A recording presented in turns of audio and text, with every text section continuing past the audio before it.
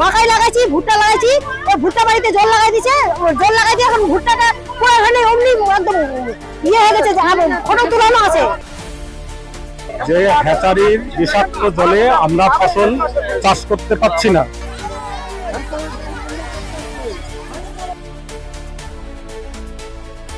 হ্যাচারির দূষিত জলে জেরবার এলাকার কৃষকেরা। এই ইস্যুতে ফের পথ অবরোধ করে চলল বিক্ষোভ। শনিবার এই ঘটনাটি ঘটেছে রায়গঞ্জ ব্লকের পূর্ব কলেজপাড়া এলাকায়। অভিযোগ, এই এলাকায় অবস্থিত হ্যাচারি থেকে ক্রমাগত দূষিত জল কৃষি জমির ওপর দিয়ে বয়ে চলেছে, আর এর প্রভাব পড়ছে ফসলে। নষ্ট হয়ে পড়েছে জমির ফলন, কৃষকেরা ফসল চাষ করতে পারছেন না। এক সময় এই জায়গায় 3টে করে ফসল চাষ হতো, সরিষা, হাইলিং এবং আমন ধান চাষ হতো। এখন একটাও চাষ করা সম্ভব হচ্ছে না। বারংবার এই সমস্যার কথা প্রশাসনকে জানিয়েও কোনো লাভ হচ্ছে না।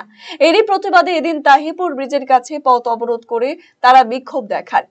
রাস্তার উপরে কচুরিপানা ফেলে চলে আন্দোলন। নির্মল সরকার নামের এক আন্দোলনকারী বলেন, হ্যাচারির বিষাক্ত জলে ফসল একেবারে নষ্ট হয়ে যাচ্ছে, জমির চাষ করা যাচ্ছে না। হ্যাচারি কর্তৃপক্ষকে কিছু বললে তারা উল্টে হুমকি দিচ্ছে। পথ অবরোধ করছি এই কারণে যে হ্যাচারির বিষাক্ত জলে আমরা ফসল চাষ করতে পারছি না। যখন চাষ করছি তখনও জল ছেড়ে দিচ্ছে, ধান নষ্ট হয়ে যাচ্ছে।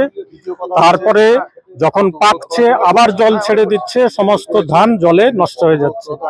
আমরা ফসল করতে পারছি না। আগে এই জায়গাগুলোতে 3টে করে ফসল হতো, সরষা হতো, ইরি ধান হতো, হাইলিং যেটাকে বলে আমন হতো, কিন্তু এখন একটি ফসলও আমরা করতে পারছি না।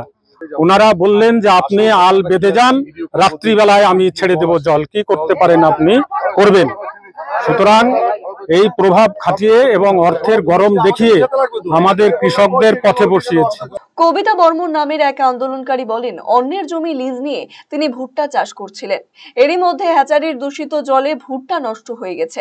এই পরিস্থিতিতে তারা পথে বসেছেন। জেলা শাসক না আসা পর্যন্ত আন্দোলন চলতে থাকবে। এই সমস্যার দ্রুত সুরাহা চেয়েছেন তিনি।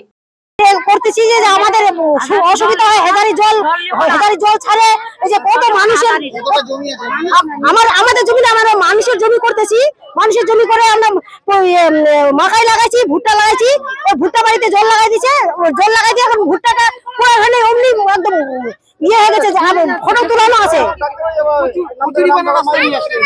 এটা এটা আনছি, এটা অভিযোগের জন্য আনছি। হ্যাঁ, কচুরিপানা হয়ে গেছে।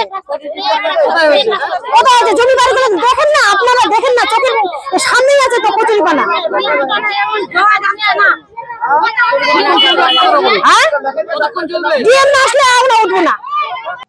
এ বিষয়ে বড়ুয়া গ্রাম পঞ্চায়েতের প্রধান ভবানন্দ বর্মন জানিয়েছেন, এর আগে এই ইস্যুতে বহুবার আন্দোলন হয়েছে। আন্দোলন অনুযায়ী সুবিচার চাইছেন তারা। আমি প্রধান হওয়ার পরে দেখলাম একবার আন্দোলন হলো। এর আগে উনারা 2018 সালে নাকি পিটিশন দিয়েছিল, আমি কাগজের মারফতে সেটা দেখলাম। কিন্তু কদিন আগেও উনারা একটা পথ অবরোধ ছিল, উনাদের আমরা কথাও দিয়েছিলাম যে উনাদের সমস্যা মিটবে। তো উনারা একটা লিখিত অভিযোগ দিয়েছে, সেই লিখিত অভিযোগের ভিত্তিতে আমি এসেছি, এসে ফিল্ড ইনকোয়ারি করেছি। ইনকোয়ারি করে আমি অনারদের সাথে, হ্যাচারি অনারদের সাথে কথা বলেছি। কথা বলার পরে উনাদের আমি কৃষকদের আশ্বস্ত করেছিলাম, কিন্তু জানি না কেন উনারা আজকে আবারও পথ অবরোধ করেছে। আজকে আইসি সাহেব নিজে এবং আইসি সাহেবের সাথে আমি নিজে এসে আমরা ফিল্ড ভেরিফিকেশন করলাম।